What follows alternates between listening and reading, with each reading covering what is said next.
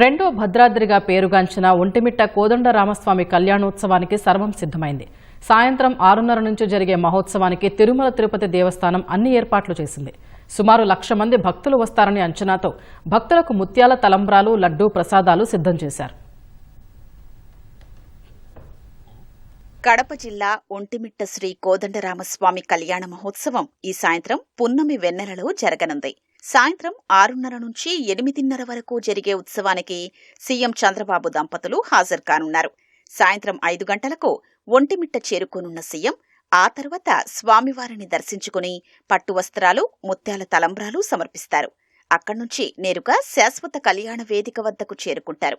సీతారాముల కళ్యాణ మహోత్సవాన్ని 2 గంటల పాటు తిలకించనున్నారు. 5 టన్నుల పువ్వులు, బెంగళూరు, సేలం, ఇతర రాష్ట్రాల నుంచి పుష్పాలు, చెరుకుగడలు, పండ్లు తెప్పించి అలంకరణ చేశారు. తెలుగు సంప్రదాయం ఉట్టిపడేలా కళ్యాణ వేదికను ముస్తాబు చేశారు. దేశంలోంచి వివిధ ప్రాంతాల్లో మరి ముఖ్యంగా మన తెలుగు రాష్ట్రాల్లో చాలా మంది భక్తులు విచ్చేస్తున్నారు. 70 నుంచి 80 వేల మంది భక్తులు వస్తారని చెప్పేసి అంచనాతోటి మనం అన్ని ఏర్పాట్లు కూడా చేయడం జరిగింది. సుమారుగా ఒక 144 స్పెషల్ సర్వీసెస్ ఆర్టీసీ బస్సెస్ మనకి వివిధ ప్రాంతాల నుంచి రన్ అవుతా ఉన్నాయి.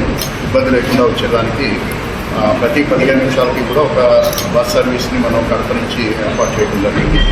రైల్వే ట్రైన్స్ కూడా మనకి ఒంటిమిట్టలో స్పెషల్ స్టాప్ ఇవ్వడం జరుగుతుంది. కళ్యాణోత్సవాన్ని మనం 124 గ్యాలరీస్ కింద డివైడ్ చేస్తున్నాం.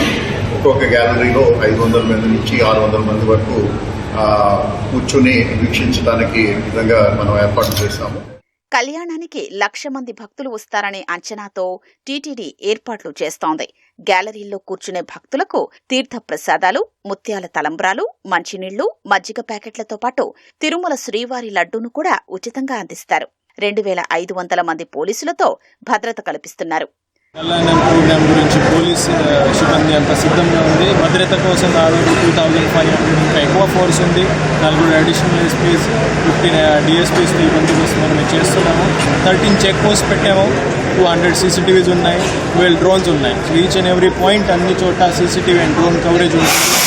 సీఎం గారు వేరే విఐపీస్ సెక్యూరిటీ, మూవ్మెంట్, పార్కింగ్ సంబంధించి కూడా అంత ప్రిపరేషన్ చేయడం జరిగింది. స్వామివారి కళ్యాణానికి ముందు ఒంటిమిట్ట ఆలయం నుంచి సీతారాముల ఉత్సవ విగ్రహాల శోభాయాత్ర సాగనుంది.